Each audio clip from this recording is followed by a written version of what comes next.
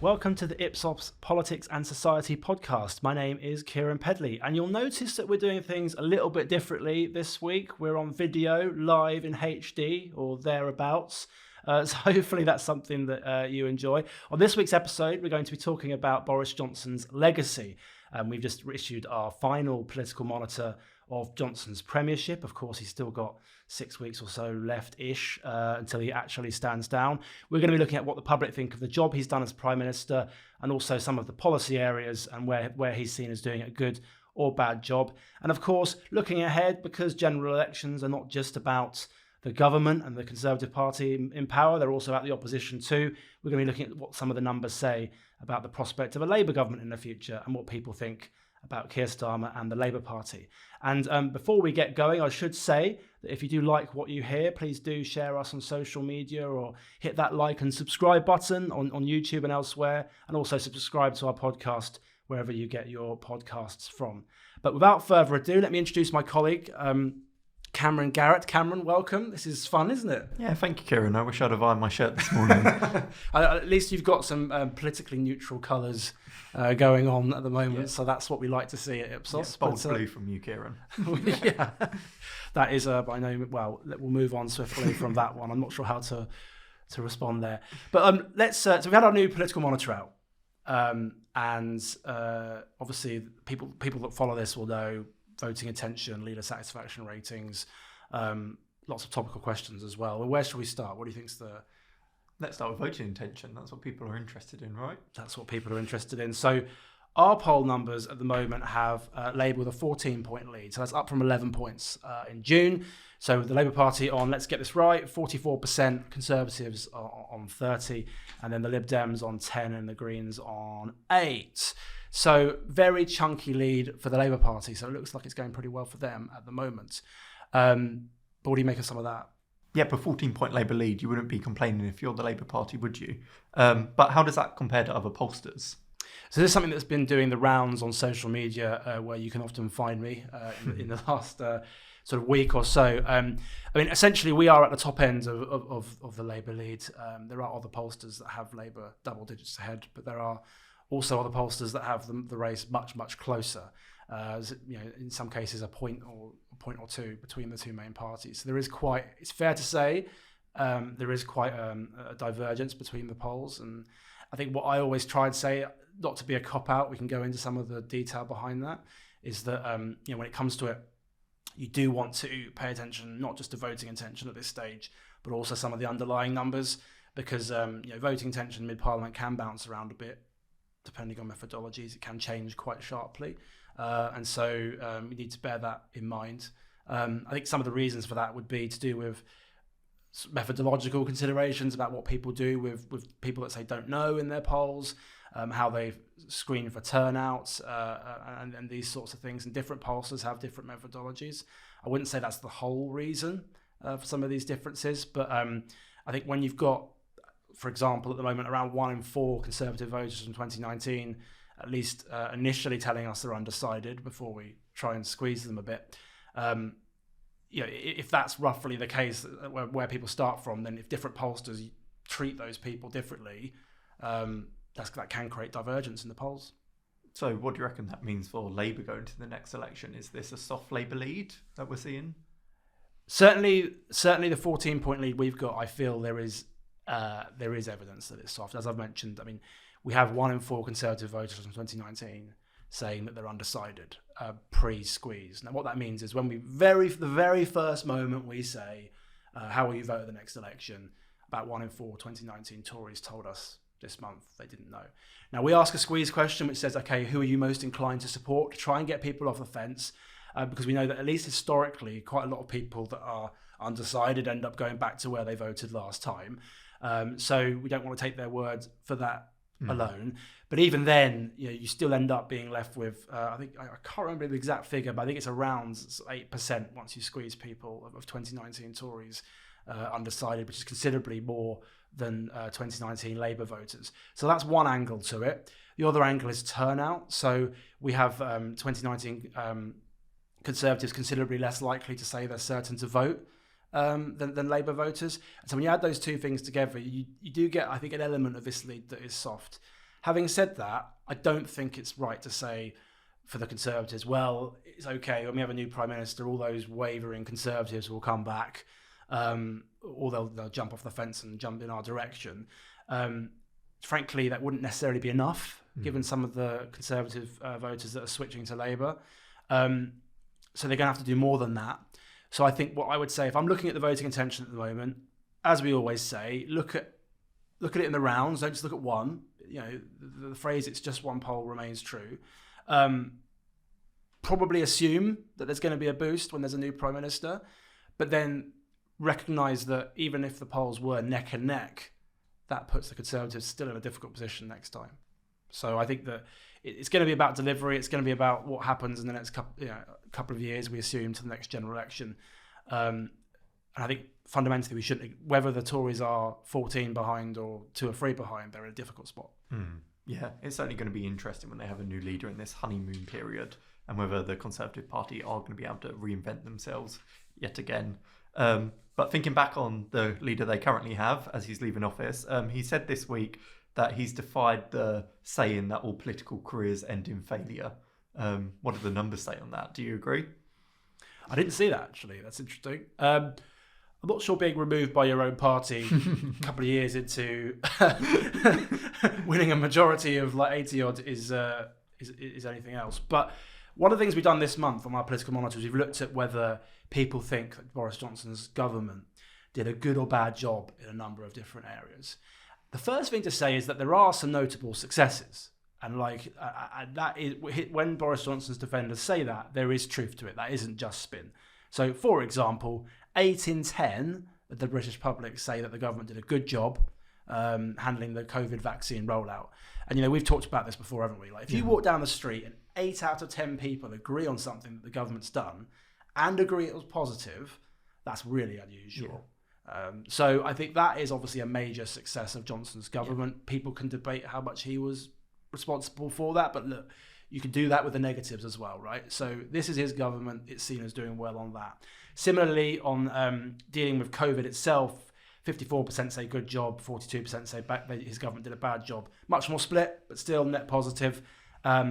Russian invasion of Ukraine, 57% think his government did a good job responding to that. 28% say bad job. So there are notable successes, and I suppose this idea that Johnson's government got the big calls right, I suppose if you think those are the big calls, the public agree to some extent. Having said that, there are a host of issues where Johnson's government is seen as doing a bad job. And some of those issues are the ones that are the most important to the public right now. So everybody knows that cost of living is the number one issue on people's minds for obvious reasons. I think people have seen what the Bank of England's come up with yesterday in terms of projections. Forget politics for a moment and elections, for everybody, like it's really, really worrying. On that, 75% of the public think that the government's done a bad job dealing with the cost of living. So, and that's the number one issue facing the country at the moment. So you can start to get a feeling for why people aren't quite happy with how the government are doing. But I won't go through every issue, but there are other major issues where around 7 in 10 and 2/3 think the government have done a bad job. Managing immigration, 71% bad job. Improving the NHS, 70% bad job. Tax and public expenditure, 66% bad job. The economy, 63% bad job. So, we've got like a list of 14 issues on there or something about that nature in this poll. So I think that on the one hand, while Boris Johnson's government had their successes, I think for Truss and Sunak coming in, whoever it is, where they'll be concerned is the fact that voters tell us that cost of living and public services are really important to them, and on those, particularly the NHS and cost of living, the inheritance isn't good, to put it that way. It doesn't mean that the new Prime Minister will do a bad job in those areas, but that's what they're inheriting. Yep. I think it's interesting, the stuff that the public think he did a good job on is kind of the unplanned stuff, the stuff that happened which you couldn't expect, like COVID, Ukraine, whereas the stuff he's lacking on is kind of the bread and butter policy stuff, which you'd thought they could plan out, NHS, the economy, etc. And by unplanned, not the government's fault as well. Yeah, definitely. Yeah. They didn't cause the pandemic or the Russian invasion, right? So, So I think that's right. But yeah, I agree with you. You definitely can't underestimate the public concern about the cost in living. 9 in 10 have told us they are. So to go back to talking to people in the street, that's 9 people saying yes, they are. 3 in 4 are concerned about their ability to pay their bills. 1 in 4 already using their savings to get by. And winter is coming. So yeah, people who are aspiring to become the next Prime Minister are going to be hit with the brutal reality. That is a hard job and people are going to want answers. But the new Prime Minister is also going to be thinking about how to win over that Tory coalition that Boris Johnson did get in 2019. What kind of policy areas do they need to be focusing on there to keep them on board? Well, I think a lot of them are the same. But that's the first thing. Cost of living is just so all-encompassing, I think, to people at the moment. And people will probably get bored of us saying this on media interviews and podcasts like this. But it's because it's true. I mean, and the cost of living encompasses so many different aspects. Like energy bills are obviously part of that, a large part of that, and what's driving things at the moment. But as interest rates go up, mortgages and things of that nature will be important too. Pay. So in a way, cost of living is a bit like talking about the economy. It encompasses so much, and so we've been doing polling on strikes recently, for example, and those are primarily around pay, whereas that's a different issue to energy bills and maybe to interest rates, but they're all part of the same thing.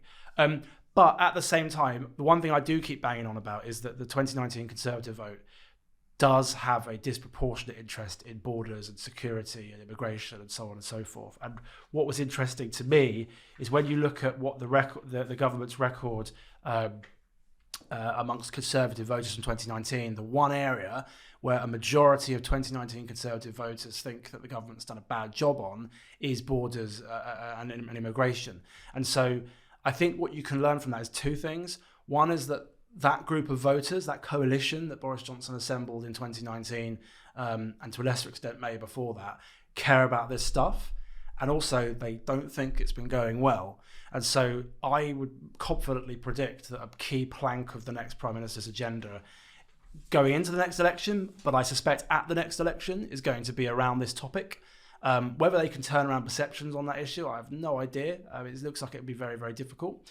But I can definitely see, given the importance of that issue to Conservative 2019 voters, I can definitely see the Conservatives going to the next election trying to put Labour on the back foot on that issue, because one of the things we've seen in historic polling is even if those groups don't particularly care for the Tories' record on that, they don't have confidence in Labour on it either, which is a bit different to things like the cost of living in the NHS. What about the issue that's kind of consumed the Tory leadership race on taxation? Where are they standing there? So that's an interesting one. I mean, I think if you can condense the issue, it's about tax cuts now versus tax cuts later. I don't know that necessarily the public opinion on this is very predictive of where this debate goes, because I strongly suspect that the idea of tax cuts soon will probably be quite popular because people are struggling with the cost of living. However, people do also want their public services funded. They want to be reassured about that. And I'm not suggesting that anyone is saying that they won't be, but that they are concerned about that. But it's all very well having tax cuts now. If they genuinely do make things worse, like Rishi Sunak is saying would be the case, then you might find that if Liz Truss gets in, she gets a honeymoon bounce, people like the tax cuts and so on. But if 6 months later we're worse off, that honeymoon period evaporates pretty quickly. So I don't know anything about, I'm not sure if polling right now is predictive of where that debate goes. It really is a question of delivery. And this is the thing I keep coming back to on the next government. Conservatives have been in power a little while now. We've often talked about who's the most electable one. Is it Sunak? Is it Truss? No smoking guns in the data, I don't think. Really, it's going to come down to whether they can actually improve in some of these areas I've mentioned, like the NHS, cost of living, and so on. Because if they can't, it's going to be a really difficult election next time. But on that election next time, I have some questions for you. Mm-hmm. So, because as I alluded to in the introduction, clearly a general election is about choice. We sometimes are a bit guilty of assuming that there's two choices. There's much more than that, particularly in Scotland, but also elsewhere. There's other political parties too. I'm not going to name them for fear of missing someone out. But clearly the principal opposition is the Labour Party. Mm-hmm. They're the most likely alternative government one way or another. What do people think about Labour at the moment? Because we've talked about them being ahead in the polls, debatable how far. Can they just sort of sit back and prepare for government? So when you're thinking about the Labour Party themselves and going back to where they were after the 2019 general election, public perceptions have softened, but that's not saying much. So in our favourability tracker, how favourable are you to the parties? Labour are now on -12 and the Conservatives are on -30. The days after the general election, those numbers were reversed. Conservatives were on -11, Labour -27. So you can see how the last few months have damaged the Conservative brand. But let's not get ahead of ourselves by saying the Labour numbers are brilliant and they should be preparing for government tomorrow. We're still talking about minus figures. And when we ask the public if they think Labour are ready for government, we see around 2/5 apiece either agreeing or disagreeing. That is the best they've done since 2010 when they first went into opposition, but it's behind the majorities that Cameron and Blair were getting when they were in opposition. So let's unpick that a little bit for someone that's listening, or even the viewers won't have the charts in front of them. So when you say that's better than what's gone before, put some numbers behind that. Yep. So 37% are now agreeing that they are ready for government. The closest they've got to that is Ed Miliband in 2014 was on 35. Jeremy Corbyn got to 32 even, sorry. But there were some low points. So under Ed Miliband, it came down to 23 at some points. But it's also... But what about disagreement? Yeah. Because like you mentioned earlier, that hostility towards Labour has reduced in their favourability numbers. Do you see that with the are they ready for government point? Yeah, definitely. So under Ed Miliband and Jeremy Corbyn, there were always majorities disagreeing that they were ready for government, and that has softened now. So 43% disagree. So the hostility's down, but the public aren't necessarily won over by them. And I suppose when you look at David Cameron and Tony Blair, they were, as you said, they were getting much higher levels of agreement, but small sample size, I suppose, particularly in the case of Blair. I sometimes think Blair was a very unique set of circumstances. Some of his numbers just are eye-wateringly high at that point. It's easy to forget how popular he was, partly because it was a long time ago that he was actually that popular. Okay, so jury out, do we think, on Labour? Is that a fair characterisation? Yeah, and definitely for Starmer too. So Starmer's faced the accusation in recent months of being a bit boring, and his whether that's true or not, his numbers are fairly tepid. So he has a net satisfaction rating in this latest political monitor of -20, half satisfied, 3 and 10 not. And there's not been much movement throughout the year, so he's not necessarily moving the dial. When you work out the average score for a leader of the opposition, it's -12 over 40 years of polling. So he's slightly behind the average. And at this stage in their leadership, Blair was on +21, as you say, you forget, way out in front. Cameron on +4. But it's worth remembering, government satisfaction at the minute, -54. So whilst Starmer's not doing great, his kind of best asset at the minute is, but everyone hates the government. The government's pretty popular. And yeah, maybe he doesn't have to inspire in but it's not necessarily a great place to be, especially with a new leader coming in who might be able to revive those numbers. On who's going to make a better PM, he's level with Sunak, and Truss is only 6 points behind compared to a 20-point lead he currently has over Boris Johnson. And what do you think about this idea that, Labour needs to set its stall out? Labour needs to come up with some policies and have a vision and that sort of thing? Because I guess if they're ahead, I think it was Polly Toynbee might have written a piece this week about saying, well, almost paraphrasing, almost Starmer might bore us to power or something, or his caution. I think he's very cautious, but that might be enough. That might deliver office. I mean, what do we have any numbers on that sort of give any indications to what the public think? So half currently say they don't know what Keir Starmer stands for, compared to a third saying they do. So the argument for Labour here, I guess, is that when you get closer to a general election, they'll start putting out ideas. You'll get a clearer idea of what Keir Starmer stands for, and they don't want to put out policies. They'll be nabbed by those crafty Tories, the popular ones. But I guess the risk is they're not setting the agenda. They're not inspiring people. When there's disarray in government, they're not able to say something really. But it's kind of reflective of Keir Starmer's leadership, I would think. It's kind of cautious and planned out. First step, get our numbers up, get the public to look at us again. Second step, get some policy agendas out, get people to know the team, etc. I suppose knowing what you stand for isn't very good if you don't like what you stand for, is it, as well? So I suppose they have to be the right policies too. Because, I mean, you might find that there are people saying they'll vote Labour at the moment, partly because they don't know what Keir Starmer's going to do. And when he does say, they might not like it. But still, that's not saying they can't. They won't have to have policies eventually. Clearly they will. But I guess there are pros and cons. There are pros and cons in either approach. I mean, what do you... Let's sort of finish on Labour. What do you then see as the positives and negatives of their situation? Because I suppose you've said lukewarm poll ratings, but obviously the government unpopular. What about the issues? Are there issues that Labour are stronger and weaker on? So I think if you've listened to Keir Starmer or anyone from the Labour Party in recent weeks in interviews, they keep banging on about the economy and they want to fight the next election on the economy. And I think that's probably set against the cost of living crisis that we're in. They think this is something that they can maybe edge forward on. This is interesting because it's not usually ground that's fertile for the Labour Party. The Tories have been hammering them on this for the past decade. The last Labour government left us with no money, etc. And they are starting to draw level. So on the cost of living, they're ahead because of that's where we would typically see them on something like that. But on taxation, they're starting to draw level. Still not a lead-in, but level, which is big where they've been at over the past decade. On the economy itself, they're now 6 points behind, which that figure's been in double digits for a long time now. I guess the risk is they're focusing so much on this at the minute.